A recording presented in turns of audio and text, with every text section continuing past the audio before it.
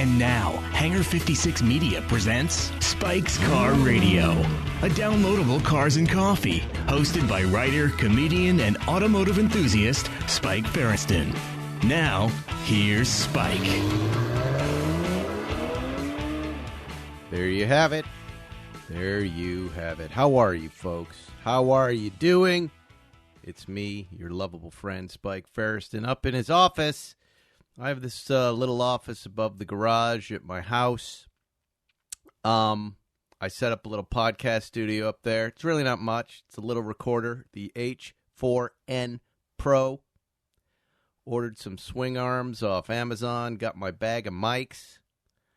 Don't have Zuckerman. Maybe I'll call him to check in with him. And we have Rob Corddry. Rob Corddry, aside from being the super funny actor, comedic actor that we've grown to love, Ballers, all sorts of other shows. I can't keep track of his shows. He seems like he has 10 shows. He also happens to be the host of, or one of the 3 hosts of Top Gear America. That new Top Gear America crew. Is it Top Gear USA, Top Gear America? Don't know. Shepard is in it. Anonymous British guy who I can't remember his name. Sweetheart guy, though. Johnny Lieberman's former partner there. And our friend Rob Corddry. And Rob is, like many of us, locked up in his house with his family and waiting for this humanitarian disaster to either wash over us or disappear or whatever. But here we are today. I'm going to post this show right away. So if you're listening to it right now, just know I recorded this yesterday, Tuesday. So those are I know this is a fast-moving story with conditions changing constantly. But it was yesterday. I'm going to pull Rob up on the Zoom app that you've heard so much about. All our kids are on them, going to school. All our friends are checking in. I'm going to try to keep going doing this podcast. Not sure that's going to happen, but I know I have at least 2 more shows. I've got Rob today, and I have a show I recorded last week with the iconic motorcycle auction guys, the Bring a Trailer of Motorcycles. I'll give you a little tour for that next week. And Zuckerman and I sat down at Bill's back when you could sit down at Bill's. What, a week ago? 2 weeks ago? I don't remember, but man, that feels like years ago. And, we got a couple good shows today included. So I hope you're all doing well. I hope everybody is staying in, washing your hands. As car folks, we are uniquely suited to still enjoy our passion, right?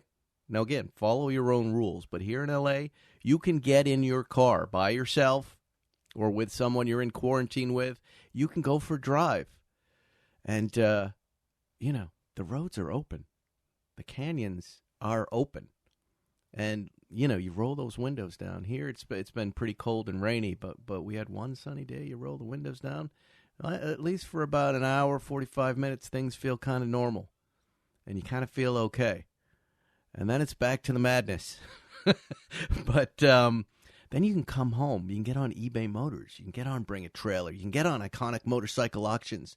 You can go to Classic Driver like I do. Maybe if it's warm enough, you can sit in your backyard, have a cigar, and look for cars. Maybe you can even buy a car, have it shipped, and then drive that car. This is not golf. This is not tennis. It's not baseball, basketball, any of these other sports. Now you know why you chose cars, because cars never, and let me repeat this, folks, cars never let you down. They break down, but they don't let you down. And in this moment, have some gratitude like I do for this ridiculous obsession, stupid addiction that we all have, that people give us the side eye and roll their eyes about when we tell them how much we love cars. Look, we have cars. Most of us have cars right now to take us for a ride in the middle of this madness. Well, I'm going to cold call Zuckerman, and then we're going to have Rob Corddry come up pretty quick. But let's just try this. I can always edit it out later if it doesn't work. He's always good for a laugh. We'll check in with him. If he doesn't answer, he could be dead. Here we go. I don't know, does your iPhone do this too? It just takes a second to make the calls now. You press. Okay, there you go.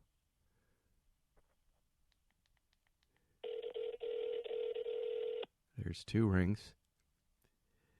This is like old-fashioned radio. What could he be doing?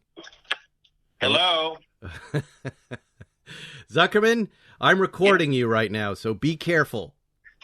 Okay.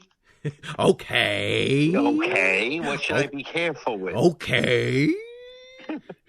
All right. That was like Dean Maroney's impression of you. Okay. Okay. What are we talking about? Let's talk about this. What should you be careful about? Don't say anything racist. Don't say anything I don't say horrible. racist shit. I say horrible stuff, but don't ever say that I say racist stuff. I say horrible stuff. Oh, okay, great. Don't say horrible stuff. I'm about to talk with Rob Corddry. I know you're in the office, but I was just checking in so the listeners could say hello and hear how you are. How are you doing? You know what? I'm doing pretty good. It's a trying, challenging time, but all in all, it's not that bad. Okay? I'm scared. I don't want to go into the supermarket. I don't want to be around people. I had to lay people off. Things are in shutdown. But it's, it seems to be, we're tomorrow will come. Don't you remember the end of the Poseidon? There's got to be a morning after. Yes, that's exactly what I was thinking about, the end of the Poseidon Adventure. And Ethel Merman's husband, and yes. Ernest Borgnine with a Dutch oven treatment. Dutch ovens. Winters. Our buddy Jason Bateman bought that house, the Ernest Borgnine house, I'm pretty sure. The Dutch oven house? So he could reenact the whole experience if he wanted to in his bedroom with his wife. We should get him a sign. Why don't we get like a nice wood sign that says Dutch Oven Acres and put it up in front of his house. I think he would appreciate that. I'm sure someone's going to tap him on the shoulder and tell him that. And you can tell him we're going to get him that sign made. Dutch Oven Acres. Yes. I think he would truly appreciate that. Ferriston, you had for once in your life. Once. Well, not once, but once, yes, for once in your life, you had a great tip, and that was Tiger King. Tiger King, yes. That was the best tip of all time for me. Netflix has a show called Tiger King, and it is the most inspiring documentary I've ever seen. It's Florida Man on steroids. It is absolutely bonkers. It's about this guy with his homemade zoo with tigers that he breeds, the competing zoos, and a murder. And I got to tell you, Zuckerman, I watch this guy, and I want to be the Tiger King. We're not the same sexuality. He prefers men, and I prefer women. But the life he has, and I haven't gotten to the murder yet, by the way. I'm one episode in, but he's got a life. Do you know that when I watch anything that takes place in Florida, and I see these people without their Oklahoma, motherfucker, Oklahoma. No, but the other places in Florida. Well, the ladies in Florida, right? The cat ladies in Florida. The cat lady in Florida. But this guy is a Florida guy. You're right. He's in Oklahoma. But whenever I see any, I feel really comfortable. I feel at home with my people. Why is that? I don't know, but all of his lovers, they don't have teeth. Why is that? Oh, those are his lovers? Some of those guys. Yes. Well, I think dental isn't a priority in that place. I did notice there were a surprising number of people without teeth. Yes, they would. But nobody, healthcare. Nobody can get healthcare anymore, Zuckerman. We can't fix our teeth. Forget about the healthcare. Dental is even further out. So, it appears that he is, and I can relate to this. He's a collector of misfits. He is. I saw that too. And he's made his life with these misfits. But it's the guy in South Carolina. Tell me, he has this guy in South Carolina who's the competing cat guy. Who was on Letterman. He really reminds me of the Matt Farah of Big Cat. The way he fast-talking, fact-filled, all sorts of data points.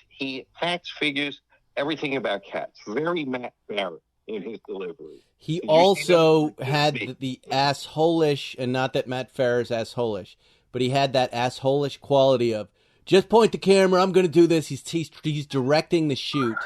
And the guys who made this doc, very smartly went along with it, but then left all of his direction in to really out him as this control freak idiot. Yes. It was great. I loved his eyes. I didn't see Matt Farah in it. But I guess his knowledge of. I just liked it, They had me in the very first few lines of this when they said the monkey people are a certain way. The pet people are weird, but the lion people, they will stab you in the fucking back. They're shit bags. Right. And then it all starts off with the snake thing. The tiger people. Thing 5 years ago. Right. The documentary guy, and the guy comes in and buys a steak and says, guess what? I have a snow leopard in my car. That's his entry point into this insane world of cat people. Yeah. The great thing about the cat lady, she proves a point. She was a cat lady from birth. And I think we go back to nature versus nurture. I think there were cat people who were nurtured into cat ladies. Right. She was born a cat lady. She said she never had friends as a child. She had 2 imaginary white cat friends. Right. But now she's part of the rescue. Right, but is she and then she's selling tickets to shows the same way he is. Yeah, she's doing the same thing. Now, and what's the crime here? That he tried to have her killed? Yeah, she was a pain in the ass. I can relate to that too. Sometimes you just, with a difficult woman, you just have to, go with it. That's exactly what I was talking about. Be careful what you say, Zuckerman. Please be careful what. Look at you laughing. Shoot women. He is, there are a bunch of amputees. There's a woman that works for the Tiger King that has no arm, right? She just has a kind of psoriasis stub, but it's not explained. They are a camp of misfit pirates, and you kind of really like everybody.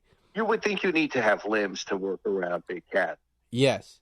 I want to also, they're going to shed all this stuff down, and as they should. This is a horrible life for these tigers that they're breeding. But what a visit that would be. Going to see their rinky-dink show when he enters on the elephant and he comes out and there's stupid jokes that they say to every crowd, and then they laugh. It reminded me, you know what it reminded me of, Zuckerman? What? It reminded me of a Vegas show. One of those shows where they do 3 a day and all the jokes are planned and there's no emotion and it's kind of on autopilot. The host, yes. Yeah. Everyone, except it's got tigers in it. And then I also love that they keep having these testimonials to camera where they go, tigers are the sweetest things in the world. And then hard cut to the guy being dragged by his leg by the tiger. They wouldn't even dream of touching me. And that is making me laugh nonstop. The stupidity of, it's like that bear guy that went out into the woods with the grizzly bears and named them dumplings. Relationship with bears, yes, they'll tear your face open. Yeah, I have a special relationship with them in that I am going to be their food in 2 short years. Their food. We're going to become friendly, and then they're going to eat me. They're going to eat me like honey, like honeycomb.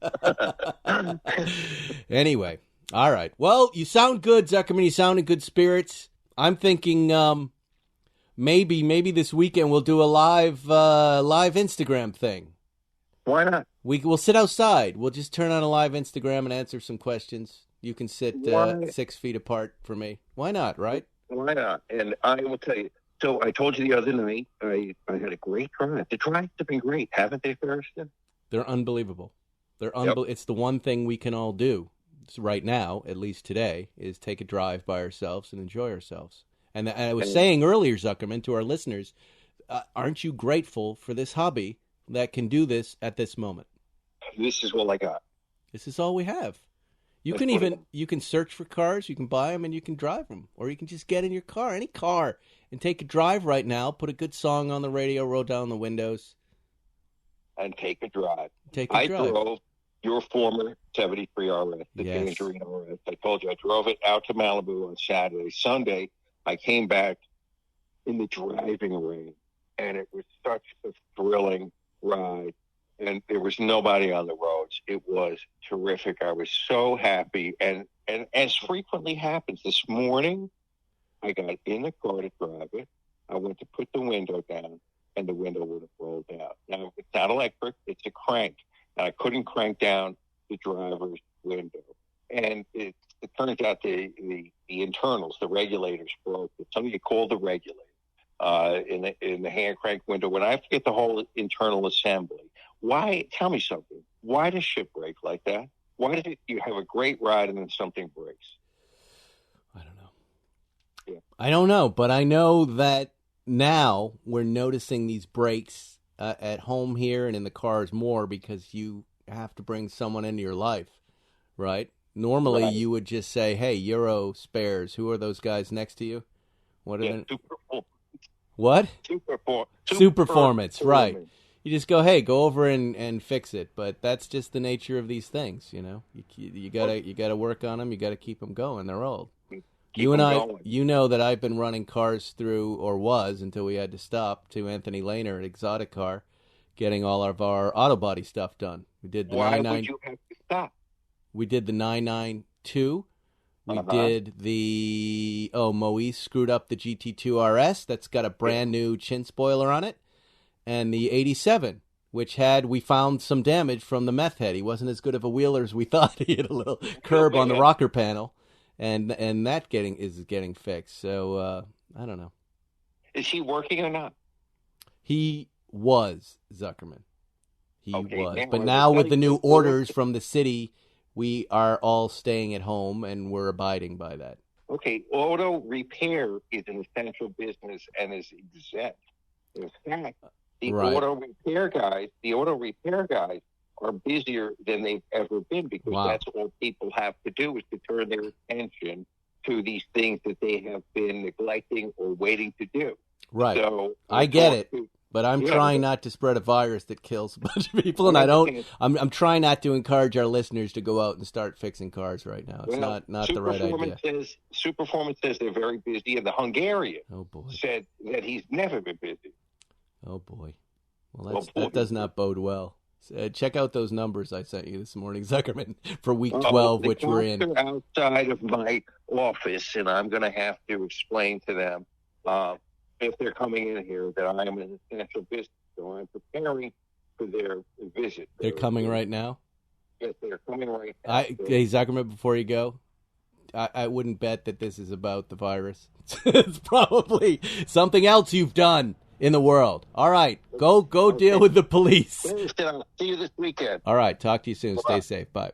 All right, it's time for Watch of the Week, sponsored by our only sponsor, Crown and Caliber. Hanging in there, ladies and gentlemen. Crown and Caliber, single-handedly keeping Spike's car radio afloat while everybody else is quarantined and shut down. Crown and Caliber is still in business, buying and selling watches. I can just go right to their site. This is so much easier to do Watch of the Week. Let's find Watch of the Week live, shall we?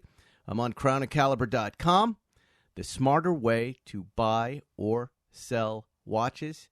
They have, they're still in business right now. It says right now, we are still buying, we are still selling, we are still doing it all. I'm going to go to, let's see, brands. Let's find a Tudor watch that we can make Watch of the Week at Crown and Caliber. What I like to do is then, once I get all the results up, I sort by price. I go to the highest. I like to start up that way. Oh, boy. I can see 6 watches of the week right now. But I think I know what I'm going to pick. All right, here it is. Crown and Caliber's Watch of the Week is the Tudor Heritage Black Bay, but not just any Black Bay edition, the Green Harrods Special Edition.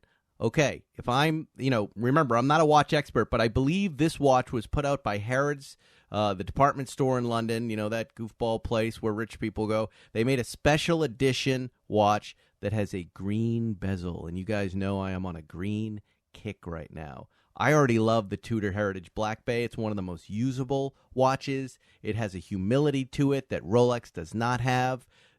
I have the plain Tudor Black. I wear it everywhere. It's perfect for everything.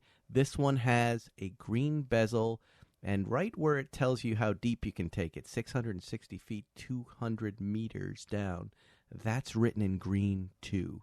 Crown and Caliber has not just one, two of them. So go to crownandcaliber.com. They have a huge selection of watches, not just Tudor. They have Omega, they have Rolex, they have Tag Heuer, they have everything. They specialized in new-looking, pre-owned, beautiful things. You know, I'm not going to blow these other Tudor watches, but when I sorted, I saw a bunch of old stuff too. So how about that? crownandcaliber.com. Check them out.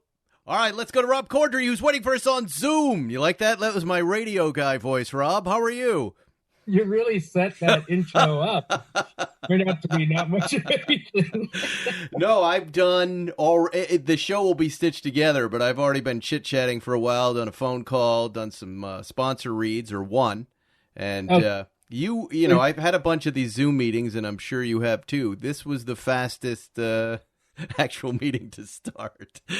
Did you have any trouble kind of getting onto the app or signing in? No, not at all. And this is actually the most pleasant experience I've had on Zoom so far. Speaking of which, who are these Zoom people? And I mean, you can't really accuse them of profiteering. It's like it's a free thing.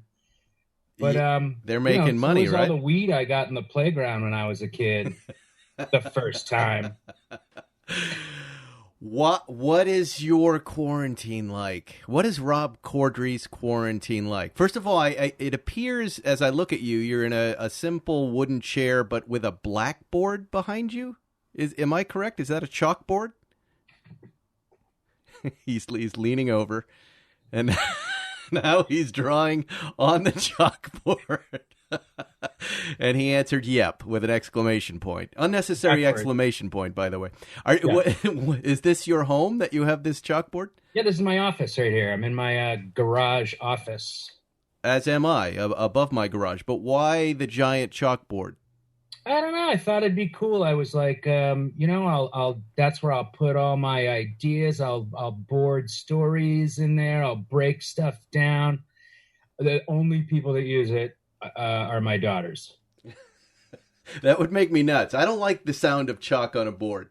It makes me crazy. Yeah. No, it's stupid. I mean, if I had it to do over again, I would have put cork up there, maybe, or just a wall. All right. Let's talk Top Gear. And everybody's tired of the coronavirus, but you know, I'm sure it's going to come up over and over again. I'm more interested in Top Gear America. First of all, congratulations. Thank you. That's very exciting. You know, if you guys missed the announcement, Rob Corddry is part of the new Top Gear America, scheduled to launch in spring, I think, but who knows? It might be delayed. We don't know. You're there with our buddy Dax Shepard.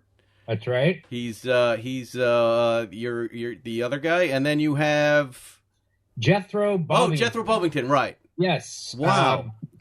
People probably know him as one of, I think, the best car reviewers working today. Does a lot of work for Motor Trend, who's a producer of the show, and just freelance. Does a lot of stuff. The guy, he's like, he's the encyclopedia. I mean, Dax knows a lot. I know enough to get me on the show, but Jethro is like, he'll tell you the right answer. Like, I wasn't sure about what a limited slip differential was when I first got on the show. I was just like, whatever, it's the thing and back. He'll know that stuff. So it's handy. He's a good guy too. How many episodes have British fella? Yeah, he's another Chris Harris, right? It seems like they're putting together a format almost like the one they have in England. And now, how many episodes have you guys shot? How many have we shot? Well, we've been home for a week. We got called off shooting our 4th and 5th episodes, so I think we're halfway done with 4. And is the plan to continue? Or are you going to keep shooting? Oh, yeah. Yeah, as a matter of fact, I just got an email from one of the guys there, sort of the car producer. He's the guy that does all the booking all the cars and stuff. And I had sort of chosen a car for an upcoming challenge, and he was like, "We got it. We found one. Here's a picture of it. Sending my guys down right now to check it out." And I was like, "Were you fucking monster? What are you talking about?" It's a Forerunner is not worth it. Stay home. Well, I guess most of the stuff is shot with you alone in the car, right? So you don't have to worry. Are you worried? Do you worry about such things? I mean, none of us have been here before, especially on a shoot. No, I mean, I didn't get you to come here and record here in my office. You were like, I'm not going over there. Go to hell. I was very worried, as a matter of fact, and I felt like, everybody was definitely being very safe there. We were in very remote Texas, and when we weren't in those remote areas of Texas, I was just self-quarantining in my hotel room, Lysoling everything twice a day. But yeah, we were, I was basically, we all wanted to get the episode, right? Mm-hmm. But I also wanted to get home more than anything. And it's been 7 days. I'm fine. And for the most part, I know it's the 14-day incubation period, but usually if you don't get it after 5, you're good. So I'm feeling pretty confident now. Getting home from Texas, did you drive back or did you get yourself on a plane? Almost did. They had actually set up an AMG, Mercedes AMG for me. Beautiful car, GT. And I was psyched to drive home. And my wife was like, "You're crazy." Why? It's actually way safer to fly. You want to go through redneck towns? Yeah. Buying Doritos and filling your tank with gas with those people that don't even believe this is happening? Totally. I've already thought about that, but I thought it was the beef jerky that would do me in.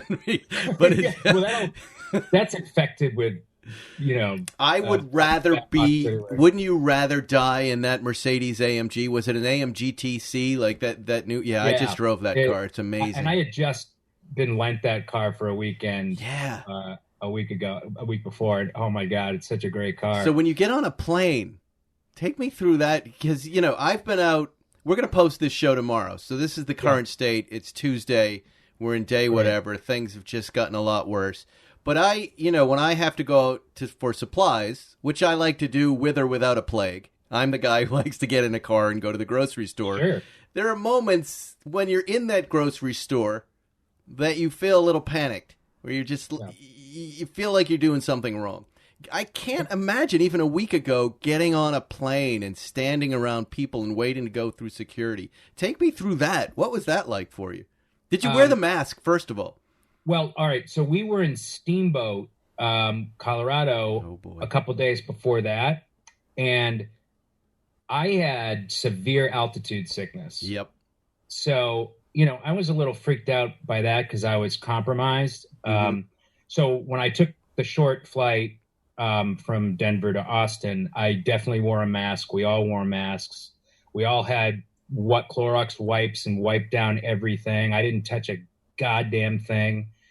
And it was miserable. It was a miserable experience. And then, luckily we booked a flights to Burbank, which if, for your listeners that don't know, it's a glorious airport, tiny, right near my house. And I don't know, I felt a lot safer landing there than in LAX. And here you are, and you look great. You really do look great.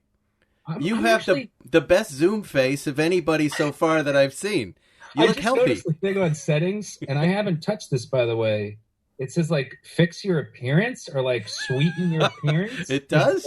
Yeah, go to settings. You can, make yourself prettier. Oh, wow. I don't want to end this by mistake now. And I would love to do that, but I'm a mess. I mean, you don't obviously have to worry about the haircut issues that I'm having right now. Oh, no, I know. Which is no haircut. Boy, yeah. I mean, you should just shave it now. All right, let's talk Top Gear America again because it's Spike's Car Radio, and I don't know how much you can say or not say, but what can you tell us about what's coming up?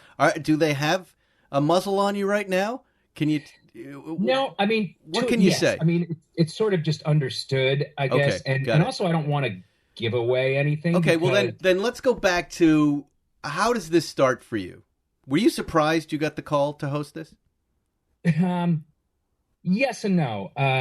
Yes, because I'm always surprised when someone wants to hire me for anything. That was a nice thing. Do you know that I was asked to submit some ideas for hosts, and you were on my list? I'm not saying that it was me, but you were one of 30 people I sent.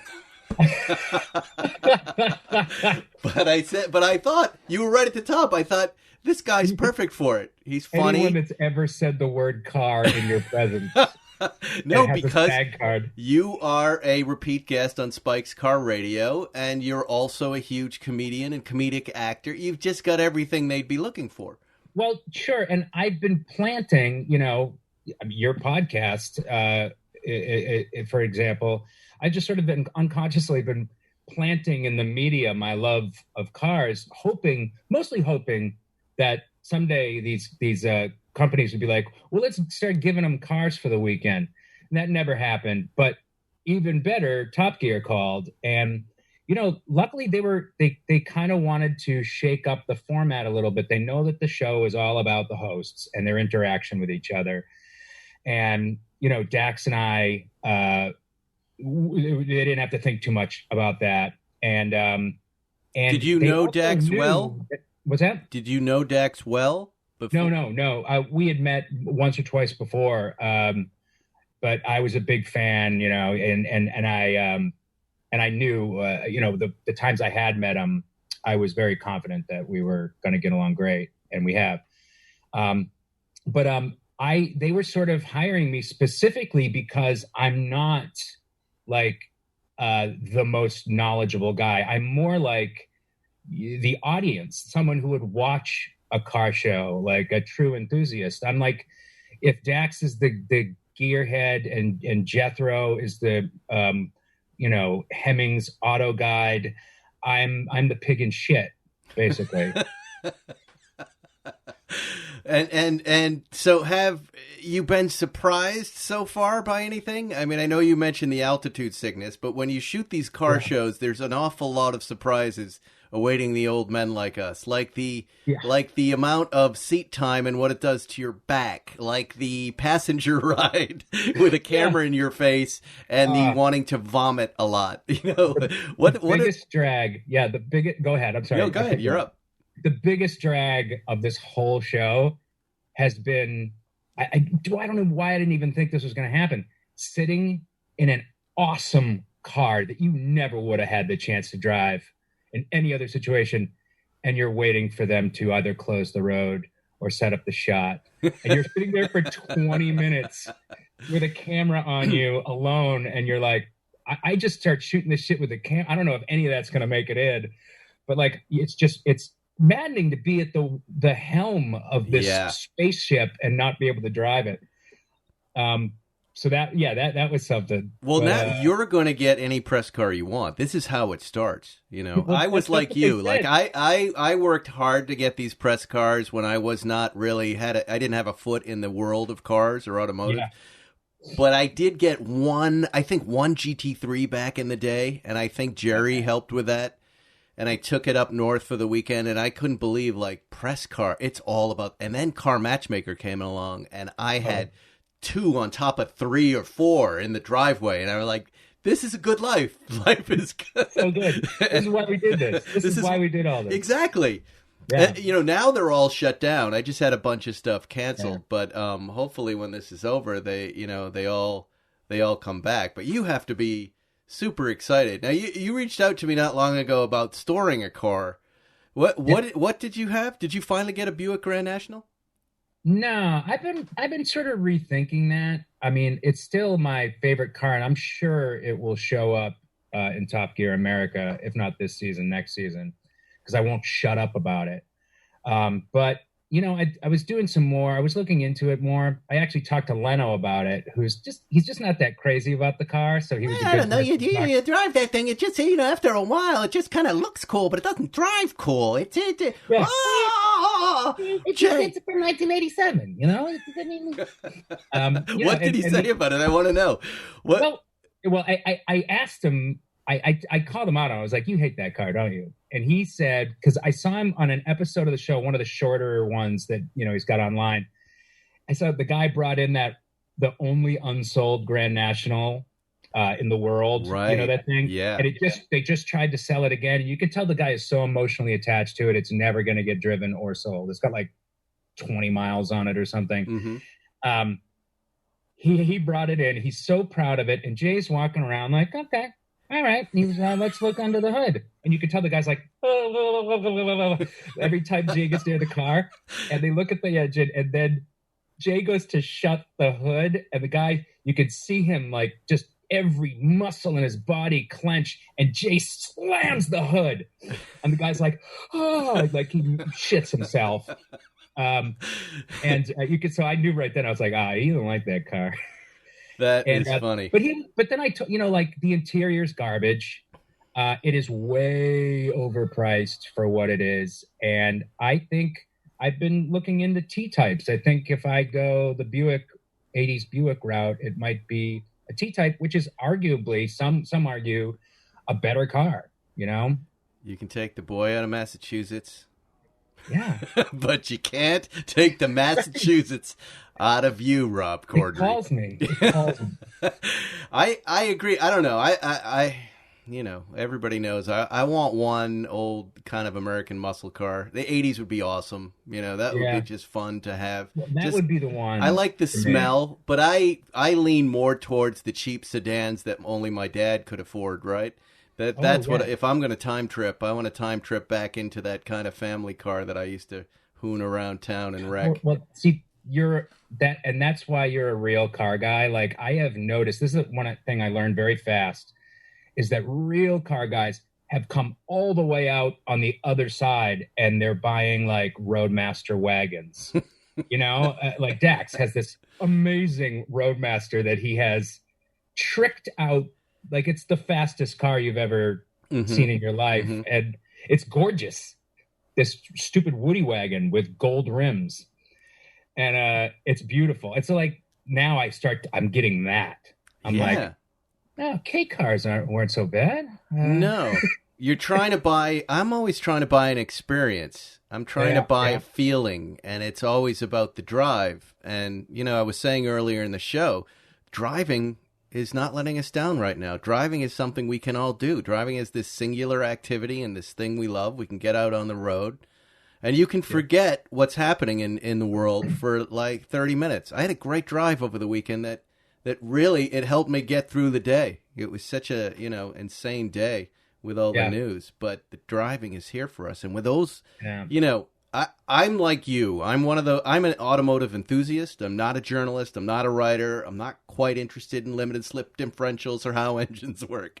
I like the way these things look and the way they drive. That's me. And, like you, we have another foot in the world of entertainment. My passion kind of lies there as well. So, I'm always, I like to be reminded of being a kid or getting something new and have this new experience and make some new memories in it. But Roadmaster, that's an interesting idea. And that can even be my, we were out riding my little taco mini bike yesterday.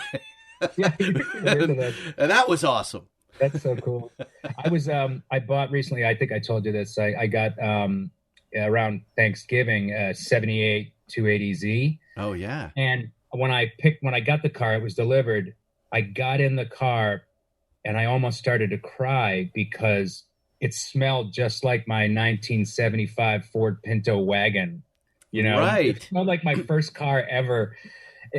Like 70s cars, mid 70s cars have that smell. And, it's so great. Have any of the other Top Gear hosts or Grand Tour hosts reached out to you? Have you heard from anybody? No, Dax knows one of the dudes from one of the past versions of the American reboot. And I think the one I don't remember his name, nor would I say it because I'm going to sort of he said, hey, one thing he warned Dax, one thing I'll warn you about, they don't care about your safety. That's good. And so Dax was like, shit, well, neither do I. I was hoping somebody would. That's good. No, that's great. Because now you're going to get to have some fun, right? Oh, yeah. You might get hurt. You might Richard Hammond and go off a cliff. But again, good definitely TV. we get risk assessments, and they're pretty detailed and kind of scary sometimes. But like, I know. Tell me, wait, but let me interrupt you there for a second. What is, when you say you get a risk assessment, right? We have the thing, we're racing through the Malibu canyons. You sit down for the production meeting and it's a piece of paper that says, here's your risk assessment. Yeah, I get it emailed to me. There's a risk assessment, and it's like, it's so scary when you look at it because it's all color coded. And it's like a risk of collision, red, severe. Risk of this, severe. Diving off a cliff, severe. But then they have a following page that says, here are the steps we've taken to lessen the risks. And now the risk has dropped down to a yellow moderate, which is, once I learned how to read those things, I was fine. Do you have to sign that document and send it back to them? No way, man. I'm signing shit. So this is just to keep you calm, right? But in the moment, when it's paperwork for the lawyers, basically. It is, but you're not in the moment then when you strap yourself into the seat, do you get a little scared? Oh, yeah.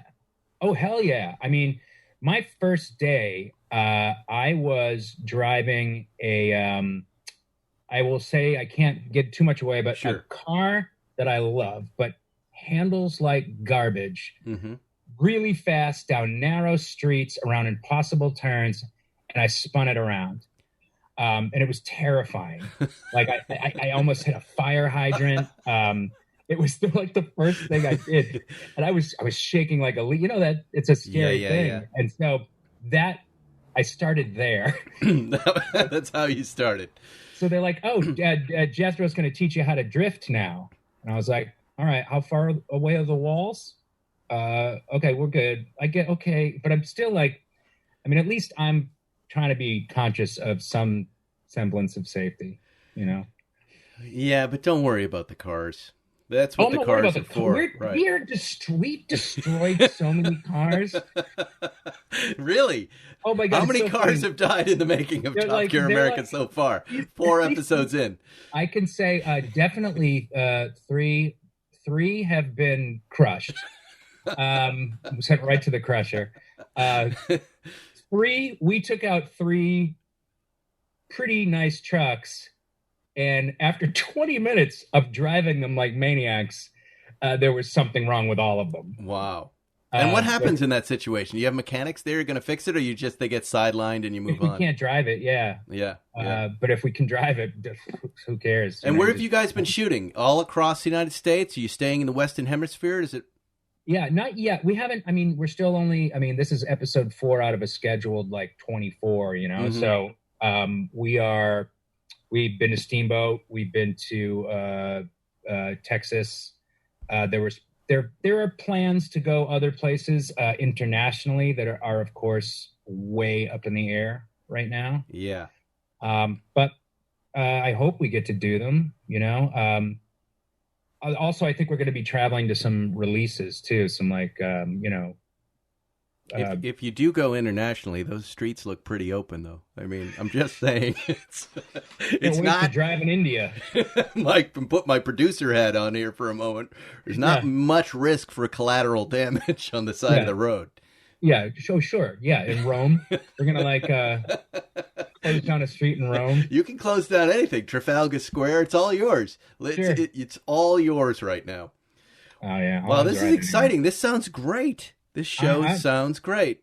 I'm excited about it. It's also very stressful because people are very fond of saying I need a challenge, man,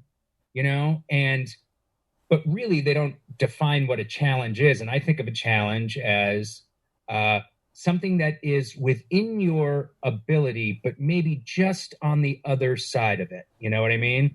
Something that will be hard to do, yet it might be beyond what you think of as your capabilities. And this is definitely that, maybe a step further beyond my capabilities. I'm not as good a driver as an experienced driver as those two guys are. So, and how is it working with the challenges? Do you have a showrunner kind of charting stuff out and writing it out? I know they're going to leave a lot for you guys to improvise in there.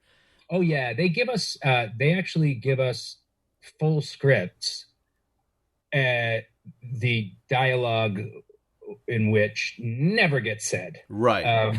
And it says right on the front page, like, hosts will make the dialogue their own. Right. But we also have a lot of input into the show, which I think is smart of them. They're very collaborative, and they know the show is based on our interaction, and so they want to interact with us as well and make sure, like, they're not just like making stuff up.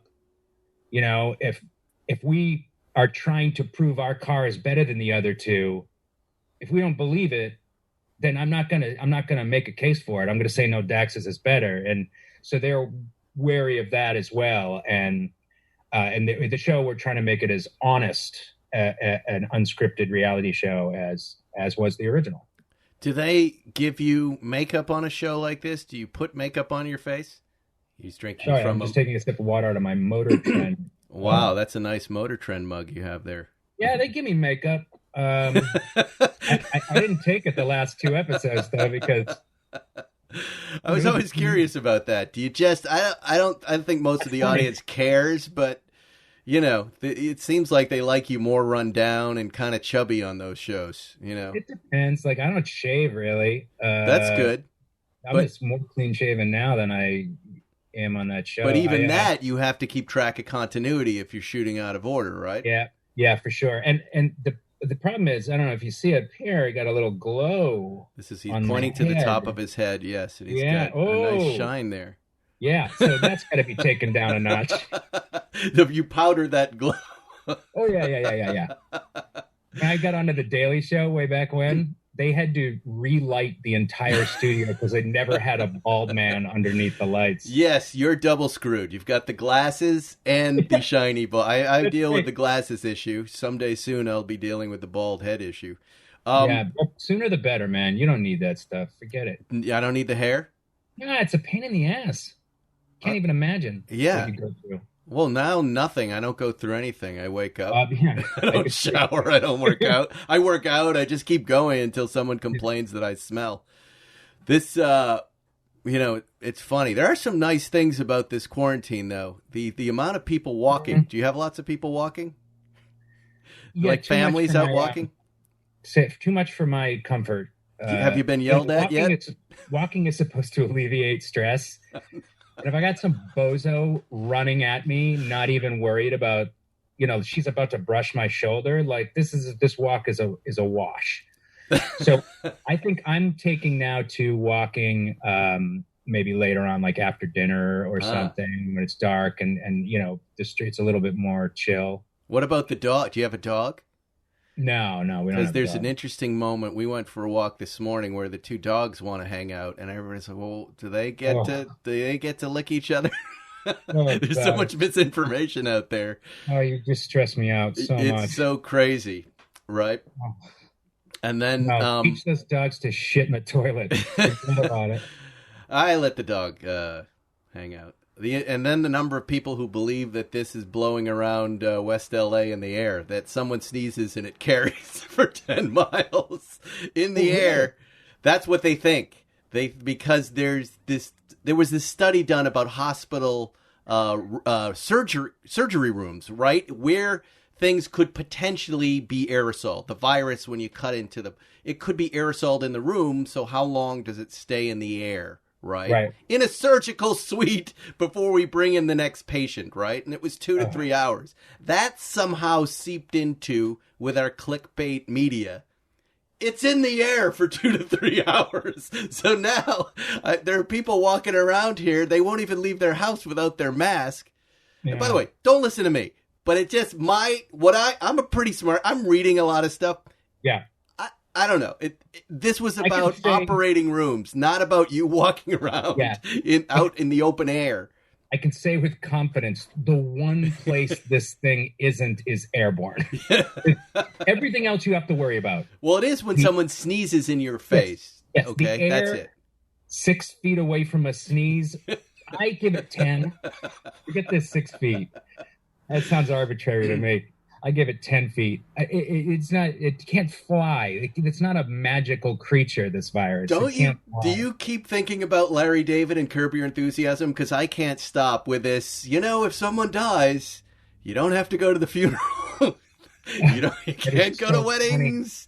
Yep. We just want you to stay inside and watch TV and eat.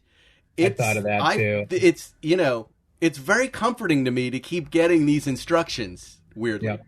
Right? Yeah. Oh, yeah. And also, like, like maybe we can finally do away with just physical intimacy altogether. Like, yes. I don't need to shake your hand. Nope. I don't want to I don't have to go to your dinner party now.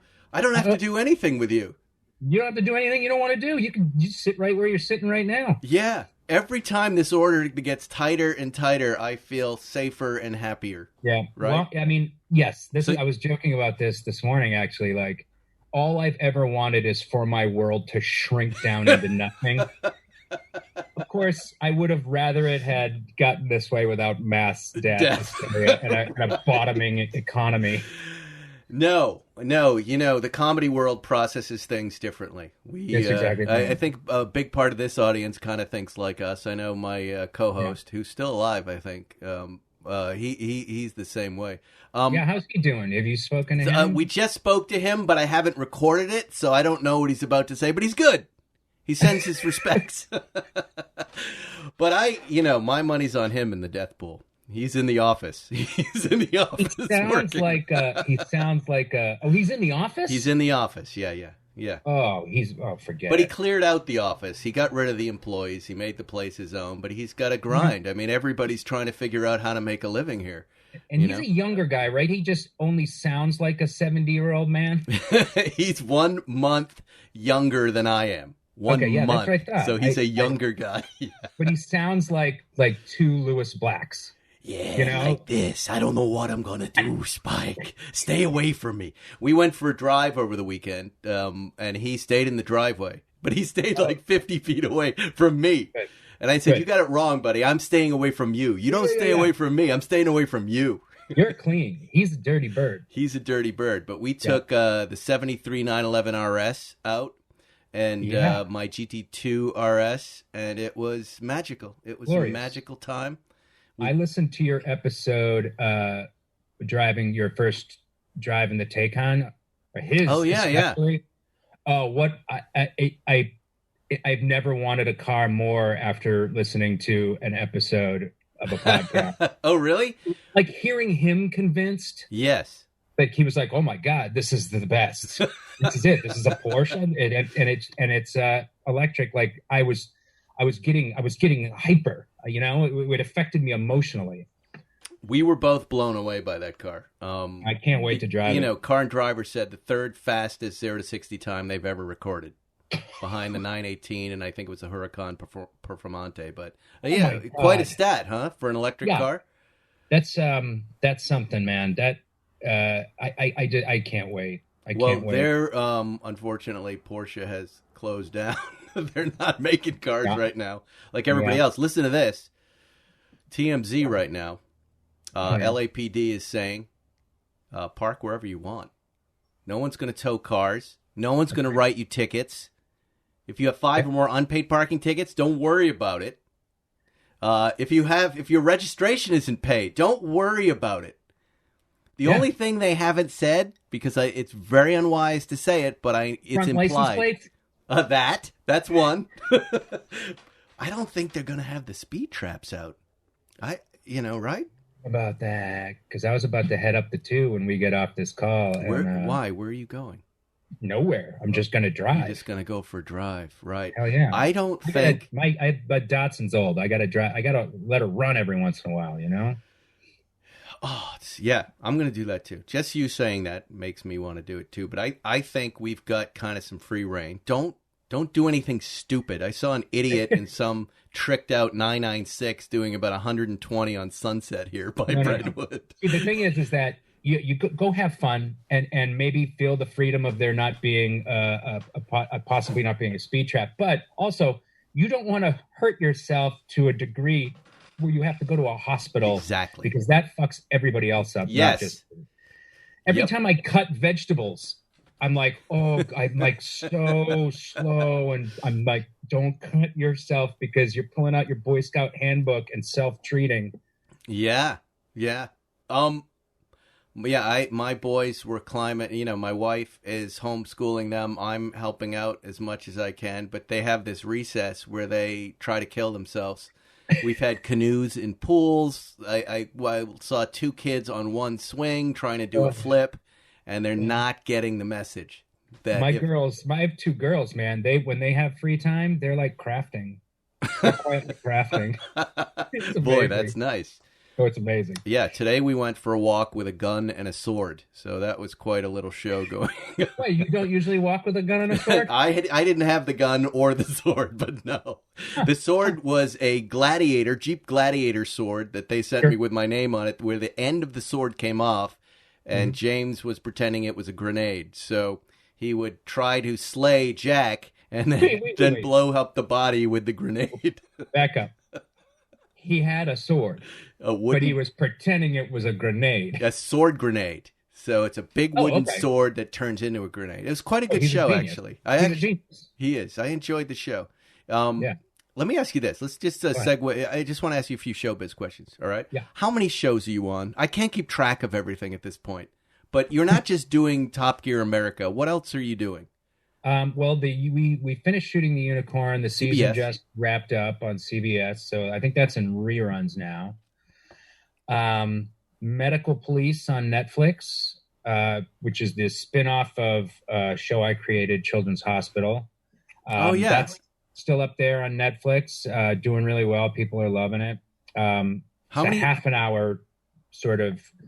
It's actually about viruses. It's about a virus that is a pandemic. It's sweeping the world, and our 2 doctors have to figure out the cure. It's crazy. People have accused us of like using it as, like we knew the virus was somehow coming, and a year and a half ago while we were writing this, people are finding. Why are you winking at me when you say that? Huh? You just winked at me. Video off. So wait, with that show, what's the budget on that show? I remember you're at Children's Hospital. So it's like not. I mean, we were Children's Hospital. I don't even remember. It was something like. I think it was. I don't even remember. But it was so absurd. Netflix gave you some money to shoot how many episodes? Now, Netflix gave us about the equivalent of what Adult Swim, a half a network, gave us for a 15-minute show. They left you alone, right? They just said, go have fun. Yeah, they left us alone, and they had good notes, but, nobody's paying. Netflix somehow got this great reputation for like ponying up HBO style, but, they're just like everybody else. It goes to Dave Chappelle. It all goes to Chappelle. It all goes to Chappelle. He's got all He doesn't appreciate it. So are you going to make more of those? If they let us make more of those, we're going to make more of those. We're waiting to hear. I think everything's sort of stalled right now in terms of pickups because, like The Unicorn, we were talking with the cast. I was talking with the cast the other day, and we were all like, it's a show about neighbors helping neighbors. I mean, I can't see why it wouldn't get picked up. And I was like, yeah, the only problem is, will there be a CBS at the end of this? Like, everything is up in the air, man. They were already hurting. All of these networks were already done, and now TV doesn't make money. Like, this is terrible. When I watch all these guys doing their shows from their living room, and in their heads they're going, "Look at how resourceful we are." I'm in the network. I'm hearing them in my head going, "Let's just keep doing it from the living room." Absolutely. Right? They're not coming back. Look at how much money we got rid of all the brick and mortar. We could just Jimmy Fallon. Your new show is in your living room. Yep. Enjoy it. Have a good time. That's the way show business thinks. Yeah, it's exactly. You're exactly. I mean, it's funny, but that's the way it sort of happens. That's right, and they're messing with themselves. So, anyways, man, my Zoom window is closing. I want to thank you. Hey, I want to congratulate you on all of your work. We're all pulling for Rob Corddry and Dak Shepard and Jethro Bovingdon on Top Gear America. The show sounds pretty amazing. I think they did a great job with the cast. I get it now. I get the show. And I want you guys to stay safe, but I want you to finish these episodes so we can see them. There's no release date, right? It was supposed to be spring, but... Yeah. No. So it's supposed to be spring, but now, it's probably up in the air. I don't know. They're still bullish, but we'll see. And you, Thank you for still doing your podcast, man. I don't know what I would do without it. I just love I love it, and it's great to talk to you too. I've not spoken to anyone face to face. Yeah, for a while. Face-to-face. I have a big windscreen blocking my face, but here, look. That isn't my immediate family. So this has been cool. Thanks for having me. Before we go, I'm just now remembering someone messaged me when I posted you were going to be on the show today and said he does a killer Weymouth. We're both from Massachusetts, but he said you do the best Weymouth, Massachusetts accent. Close us out with that, dude. Okay. First of all, they ain't like a Weymouth accent. All right, who is that? Who was that? Was that Sully? I was some motherfucker. I don't know who it was. Probably some chucklehead. Chinese Sully. Chinese Sully. Funny story about him. He wanted to be a cop, but he lost his trigger finger. He lost his trigger finger. He can't be a cop, so now he's a roadie for Metallica. What's the fuck is he supposed to do with that? It doesn't matter. He's better with Metallica anyway. I guess. I don't know. I don't like Metallica. Metallica. That's the way my mom says it. All right, man. That was Rob Corddry, and this is Spike Ferriston, and hopefully we will see you next week on Spike's Car Radio. See you, my friends. Thanks for listening to Spike's Car Radio, brought to you by Hangar 56. Listen to new episodes every Wednesday, and be sure to subscribe on Apple Podcasts, Spotify, or wherever you get your favorite podcasts.